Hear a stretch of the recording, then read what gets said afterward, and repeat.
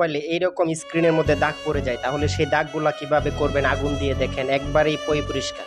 এটা দেখে আরেকটা বোন তাই করলো, কিন্তু দেখে তো অবাক, সেই বোনটা যখন এটা নিয়ে পরীক্ষা করলো সেটাতেও সফল হয়ে গেল উনি। তো এদিকে একটা বোনের ২টা বাচ্চা ঝগড়া করতেছিল, তো সেখানে হঠাৎ করে সেই মহিলাটি চলে আসলো।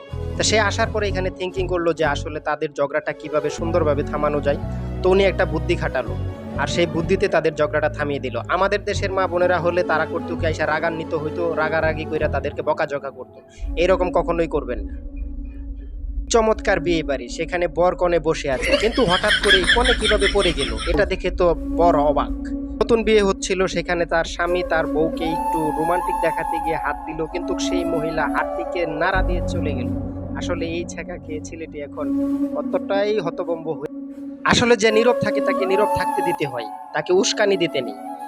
এই মেয়েটা নাচ করবে না, তারপরেও তাকে উস্কে দিচ্ছে। এখন সেই মেয়েটার তার তালে চলে আসছে, নাচের একটা ভঙ্গি চলে আসছে, কিন্তু এখন সেই ছেলেটা নাচতেছে না, জামাই নাচতেছে না। নাচ, নাচবি না কেন? নাচতে হইব, আমারে এখানে নামায়া এখন তুই চলে যাবি, হবে না। বন্ধুরা, এই গরুটির কাণ্ড দেখেন। হঠাৎই রাস্তার মধ্যে অনেকগুলা লোক মিলে হাইটা যাচ্ছিল অথবা মিছিল করতেছিল, তো তার ভিতর দিয়ে গরুটারে জায়গা দিতেছিল না। গরুটা নিজের জায়গা নিজে সে তৈরি করে সে এখন এগুলো মানুষের ভিতর দিয়ে যাওয়া শুরু করছে।